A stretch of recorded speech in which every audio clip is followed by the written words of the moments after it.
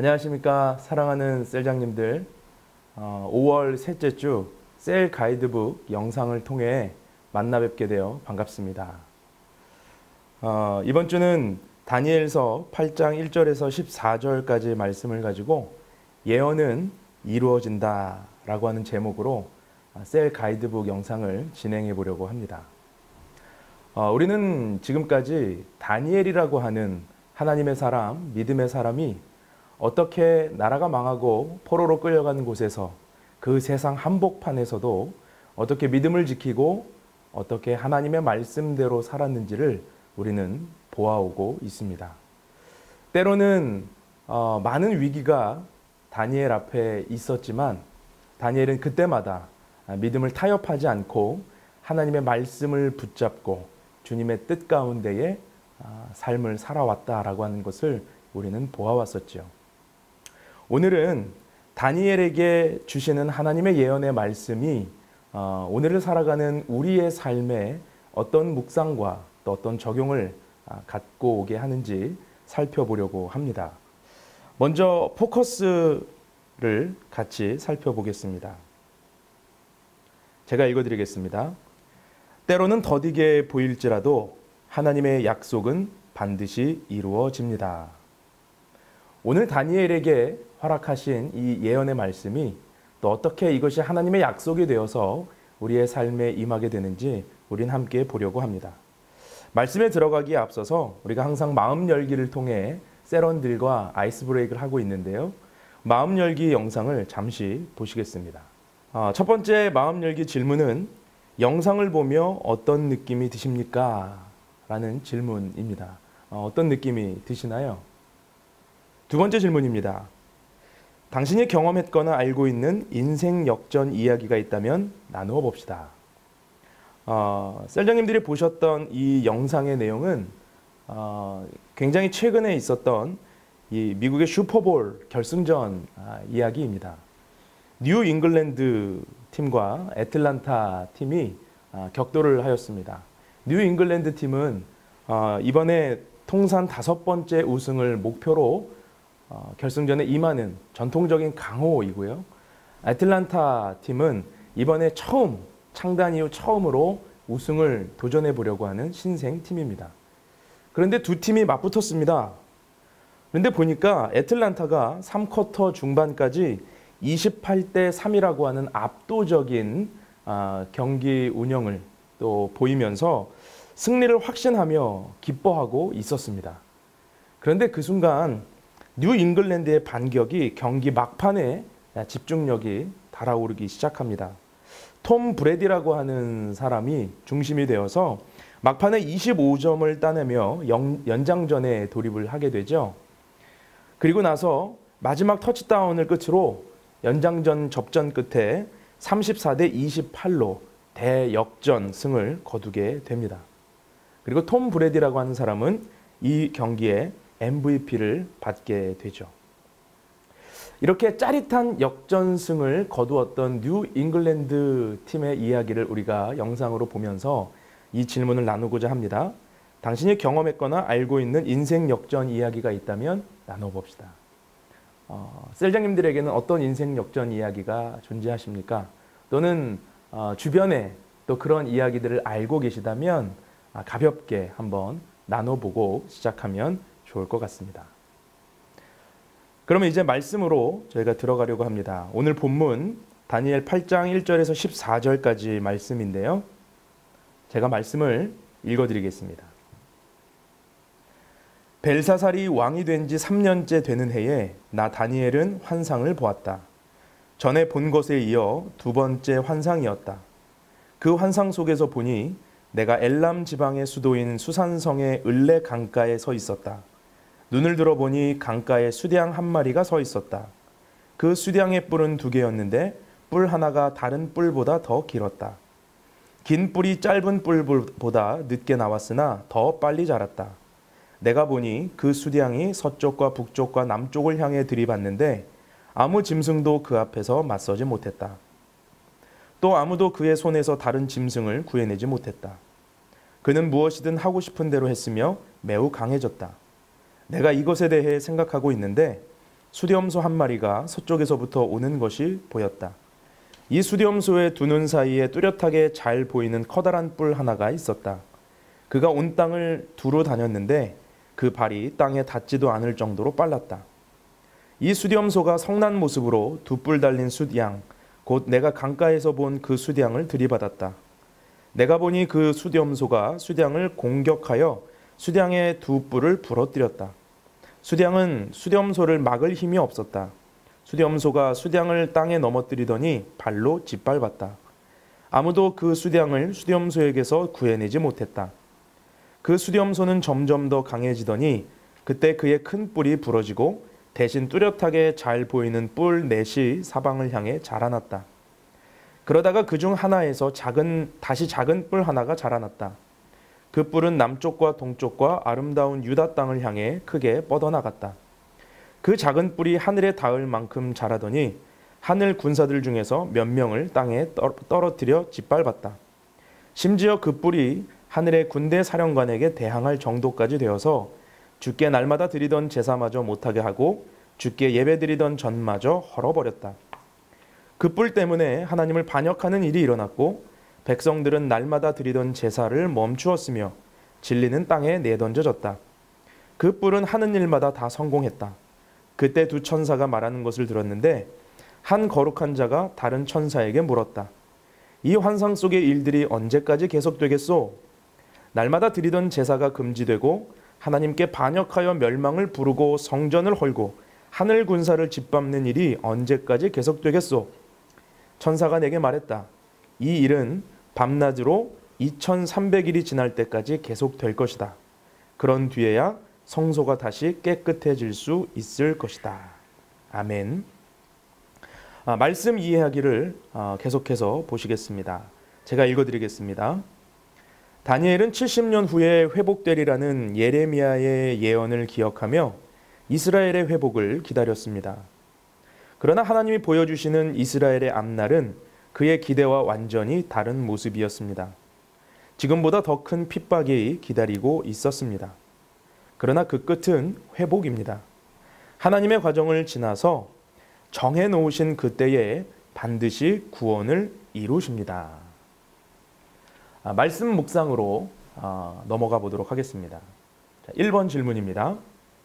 하나님께서는 다니엘에게 환상을 보여주십니다. 다니엘이 본 수량의 힘은 어느 정도였습니까? 4절 말씀을 보시면 이렇게 기록되어 있습니다. 아무 짐승도 맞서지 못했다. 그리고 아무도 그의 손에서 다른 짐승을 구하지 못했다. 그는 무엇이든 하고 싶은 대로 했고 매우 강해졌다. 다니엘이 본 수량의 힘은 실로 엄청난 힘이었습니다. 두 번째 질문입니다. 수렴소는 수량을 어떻게 했습니까? 6절에서 7절 말씀을 근거로 살펴보면 그렇게 힘이 세고 매우 강해 보였던 수량도 숫염소가 나타나자 아무런 힘을 발휘하지 못하는 것을 보게 됩니다. 숫염소는 성난 모습으로 수량을 들이받았고 수량의 두 뿔을 부러뜨렸다고 했습니다. 그리고 수량을 땅에 넘어뜨리더니 발로 짓밟았다라고 기록이 되어 있습니다. 한마디로 여기서 우리가 알 수 있는 것은 숫양이 엄청난 힘을 가지고 득세하는 것 같았는데 그 뒤에 숫염소 한 마리가 나타나서 그 숫양을 짓밟았다. 그 두 뿔을 부러뜨렸다. 더 센 존재가 나타났다라고 하는 것을 우리는 살펴볼 수 있습니다. 또 이어지는 질문을 나누겠습니다. 숫염소에서 나누어진 4개의 뿔 중 하나에서 자라난 한 뿔이 힘이 세지면서 행한 악은 무엇입니까? 11절에서 13절인데요. 이 말씀에서 살펴보면 하늘의 군대 사령관에게 대항할 정도로 자랐습니다. 그래서 그 뿔이 행한 악은 날마다 드리던 제사를 막아섰고 예배드리던 성전을 헐었다라고 기록이 되어 있습니다. 그리고 하나님을 반역하고 진리를 땅에 떨어뜨렸다. 그럼에도 불구하고 그 뿔은 하는 일마다 잘 되었다라는 기록이 되어 있습니다. 다시 종합해 보면 다니엘이 본 환상 가운데 숫 양이 일어났습니다. 그리고 그 숫 양보다 더 센 숫 염소가 나타났습니다. 그리고 숫 양은 숫 염소에 의해서 짓밟혔습니다. 그리고 숫 염소의 뿔 중에서 4개의 뿔이 났는데 그 4개의 뿔 중에 하나의 뿔이 힘이 세지면서 어떤 악을 행하게 되냐면 하나님을 향해 대항하고 하나님께 날마다 제사 드리고 예배 드리던 그 제사를 막아섰고 하나님의 진리를 땅에 떨어뜨렸다. 하늘의 군대 사령관에게 대항할 정도로 힘이 세졌다라고 하는 것을 우리가 볼 수 있습니다. 자, 두 번째 질문 2번, 말씀 묵상 2번으로 넘어가 보도록 하겠습니다. 질문을 읽어드리겠습니다. 세상은 믿는 자들을 핍박합니다. 우리가 세상에서 환난과 시련, 핍박을 당할 때 생기는 의문은 무엇입니까? 13절 말씀에 보면 이 일이 언제까지 계속되겠습니까? 라고 하는 시기와 때와 기한에 대해서 물어봅니다. 많은 사람들이 어떤 고난과 핍박 그리고 어려움이라고 하는 환난을 당하게 될 때에 가장 먼저 하나님께 질문하는 것은 이 때가 언제까지 계속되겠습니까? 라고 하는 기한에 관심이 있을 것입니다. 당연합니다. 이 고통이 언제까지 계속될 것이냐? 이것이 우리의 질문이기 때문입니다. 마찬가지로 13절에 보니까 이 일이 언제까지 계속되겠습니까? 그 시기에 대해서 알고 싶어하는 그런 모습이 나타나고 있죠. 이어지는 질문, 그리고 이에 대한 하나님의 답변은 무엇입니까? 오늘 14절과 그리고 25절, 본문은 아니지만 25절에 보면은 이런 내용이 있습니다. 밤낮으로 2300일이 지날 때까지 계속될 것이다. 그리고 25절 말씀에 보면은 하나님이 정하신 기한이 차야 끝나게 될 것이다. 다니엘서 8장 25절 우리 교재에 파란색 글씨로 주어진 이 본문을 같이 한번 읽어보도록 하겠습니다. 그가 꾀를 내어 남을 속이고 스스로를 높일 것이다. 그가 평화롭게 사는 백성을 많이 죽일 것이며 왕의 왕이신 하나님과도 싸우려 할 것이다. 하지만 이 잔인한 왕은 사람의 힘이 아닌 다른 힘으로 망할 것이다.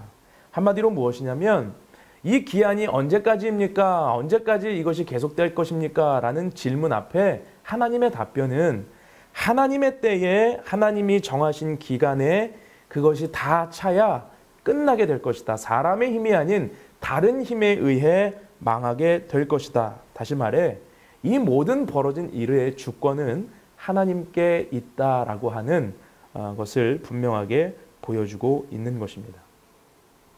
인간은 언제나 자신이 당한 고통과 어려움에 대해서 이 일의 끝이 언제입니까? 라고 하는 질문을 하기를 좋아합니다. 그런데 하나님의 답변은 하나님의 때에 끝날 것이다. 하나님이 정한 기간이 되어야 끝날 것이다. 라고 말씀하십니다. 다시 말해 우리에게 인내를 요구하시는 것이죠.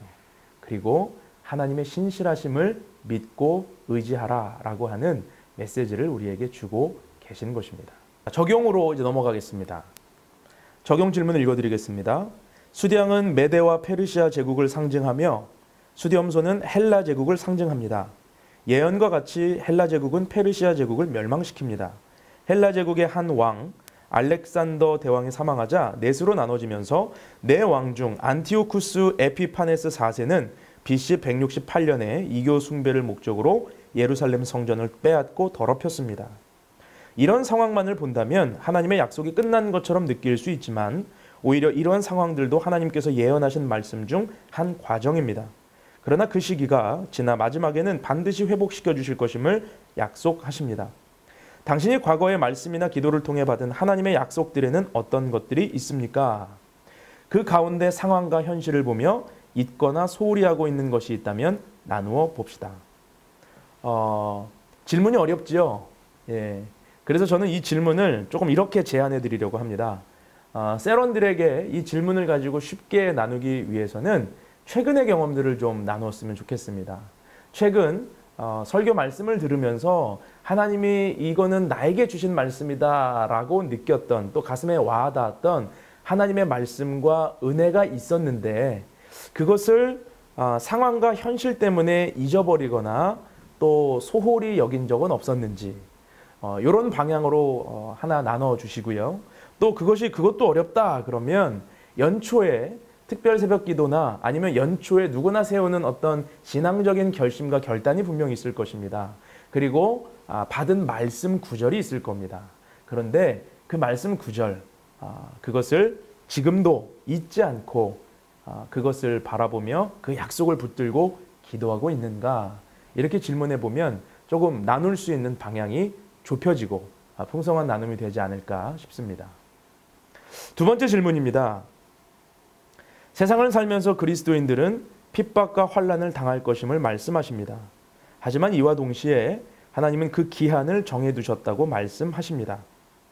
우리가 현재 당하고 있는 시험이 무엇이든 그것도 역시 기한이 있습니다. 당신이 현재 지나고 있는 인내의 시험은 무엇입니까? 말씀 묵상 2번에서 제가 말씀드렸듯이 이 때가 언제까지 이루어지겠습니까? 라고 하는 기한을 물어보는 인간의 질문 앞에 하나님의 답변은 하나님의 때에 이루어질 것이다. 하나님이 정하신 기간이 돼야 이루어질 것이다. 끝날 것이다. 라고 하는 말씀을 드렸다라고 제가 나눴습니다. 다시 말해서 기한을 물어보는 인간의 질문에 인내를 요구하시는 하나님의 답변이 있다라는 말씀을 드렸습니다. 그렇다면 현재 우리가 지나고 있는 인내의 시험은 무엇인지 우리가 좀 나눠보려고 하는데, 예를 들면 나를 현재 괴롭게 하는 사람들이 있다면 그 사람들과의 관계 속에서 어떻게 하나님이 허락하시는 기한을 우리가 기다릴 것인가, 또 직장 상사와의 이런 관계, 또는 악을 악으로 갚지 말라고 하는 하나님의 말씀을 지키려고 하는 나의 인내, 이것이 어느 때까지 계속될 것인가. 어떤 분들에게는 삶의 어려움에 대한 인내도 있을 것입니다. 지금 내가 당하고 있는 이 재정적인 어려움의 끝이 어디인가, 또는 구직을 하고 있는 분들은 어느 때에 나에게 좋은 직장이, 또 원하는 곳에 취업이 될 것인가, 또 어떤 분들에게는 이 삶의 곤고함이, 또는 이 가정의 어려움이, 부부의 갈등이, 자녀의 문제가 어느 때까지 계속될 것인가에 대한 질문이 있을 수 있겠지요. 그때에 하나님이 정하신 때에 하나님이 막 약속하신 그 말씀에 어느 때까지 우리가 인내하며 신뢰할 수 있을 것인가, 그런 내용에 대해서도 나누시면 좋을 것 같습니다. 또 한 가지는 아주 오랫동안 기도하고 있는 기도의 제목이 있으신 분들에게는 기도했는데 그 응답에 대해서 언제까지 기다려야 합니까? 라고 하는 질문이 있을 수 있겠죠. 하나님의 때, 하나님이 반드시 회복하실 그때에 우리는 어떤 인내로, 어떤 믿음으로 기다려야 하는가, 또 지금 내가 당하고 있는 인내의 시험은 무엇인가 나누어 보시면 좋을 것 같습니다. 야고보서 1장 3절에서 4절 말씀 같이 한번 읽어보겠습니다. 여러분은 믿음의 시련을 통하여 인내심이 성장한다는 것을 알고 있습니다. 여러분이 하는 모든 일을 참고 견디어 조금도 부족함이 없는 완전하고 성숙한 사람이 되십시오. 야고보 사도는 우리에게 우리가 하고 있는 모든 일을 참고 견디어서 조금도 부족함이 없는 완전하고 성숙한 사람이 되라고 권면하고 있습니다. 그리고 믿음의 시련을 통해 우리의 인내심이 성장할 것이다 라고 권면합니다. 이 내용에 대한 팁을 읽어드리겠습니다. 순전한 기독교라는 책에서 C.S. 루이스가 한 말입니다. 하나님께서는 그 기다림이 유익하다고 생각하지 않으시는 한 오래 기다리게 하실 리가 없다고 믿습니다. 나중에 돌이켜보면 그렇게 오래 기다렸기 때문에 그만큼 기다리지 않았더라면 얻지 못했을 그 유익을 얻었다는 사실을 깨닫게 될 것입니다. 오래 기다렸기 때문에 그만큼 기다리지 않았더라면 얻지 못했을 유익, 그 유익이 무엇인지 우리가 한번 묵상해보는 귀한 시간이 되기를 소망합니다. 기도 부분입니다. 첫 번째는 각자 적용한 것을 중심으로 자신을 위해 기도하시고요. 두 번째는 나눈 내용들을 기억하시면서 서로를 위해 함께 기도해 주십시오. 세 번째는 공통기도 제목을 보며 기도하는 내용인데요. 이번 주는 교회 사역자와 봉사자들을 위한 기도입니다. 한번 내용을 살펴보도록 하겠습니다. 공통기도 제목, 교회를 섬기는 간사, 찬양팀, 성가대, 주차, 안내 그리고 여러 봉사자들이 성령의 충만함과 지혜로 섬기게 하시고 사역의 열매와 기쁨을 주시어 일로 지치지 않고 능히 사명을 감당하게 하소서. 섬기는 가운데 하나님께서 일하시는 것을 직접 보며 살아계신 하나님을 만나게 하소서. 부족한 섬김의 자리를 채워주시고 더 많은 성도들이 섬김의 자리에서 만나는 하나님을 경험하게 하소서.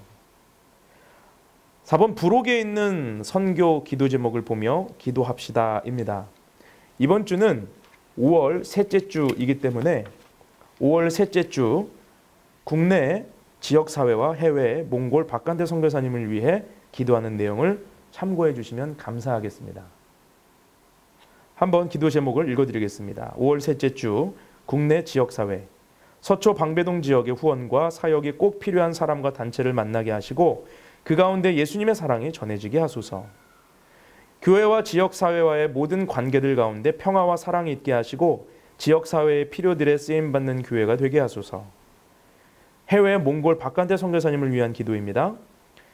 아가페 병원을 중심으로 이루어지는 의료 선교를 통해서 복음이 능력 있게 전파되도록 하소서. 혈액투석 치료가 보험금을 지급받을 수 있는 길이 열려서 더 많은 영혼들에게 복음을 전할 수 있는 길이 열리도록 하소서. 여름부터 시작하는 이동식 의료 진료를 통해서 주님의 치유와 함께 복음을 전할 수 있도록 하소서. 서울드림교회 의료 선교팀인 힐러스와 함께할 여름 단기 선교를 통해 귀한 동역이 시작되도록 하소서. 살펴본 기도 제목들을 빠짐없이 우리 세런들과 함께 보시고 또 함께 기도하는 은혜의 시간이 되기를 소망합니다. 끝으로 제가 이번 주 셀 모임을 위해서 우리 셀장님들을 위해 기도하고 마치겠습니다. 함께 기도하시겠습니다. 좋으신 하나님, 주님의 한없는 은혜를 감사드립니다. 매주 셀 가이드북 교재를 가지고 우리가 셀원들과 함께 또 하나님에 대해, 믿음에 대해, 말씀에 대해 나눌 수 있는 은혜 주시니 감사합니다.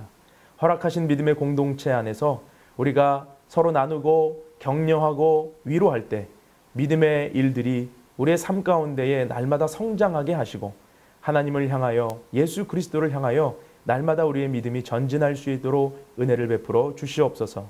이번 주도 각자의 나눔과 삶의 현장에서의 그 은혜의 고백들을 통해 서로의 삶이 풍성해지고 예수 그리스도의 향기가 서로에게 전달되어지고 하나님이 주시는 생기로 가득한 셀 모임이 될 수 있도록 우리 모두를 붙들어 주시고 우리 사랑하는 셀장님들에게 기름 부으셔서 그 모임이 하나님 안에 아름다운 열매 맺는 모임 될 수 있도록 인도하여 주옵소서. 감사를 드리며 예수님의 이름으로 기도하옵나이다. 아멘. 이번 한 주간도 주님과 함께 동행하는 은혜가 있기를 바랍니다.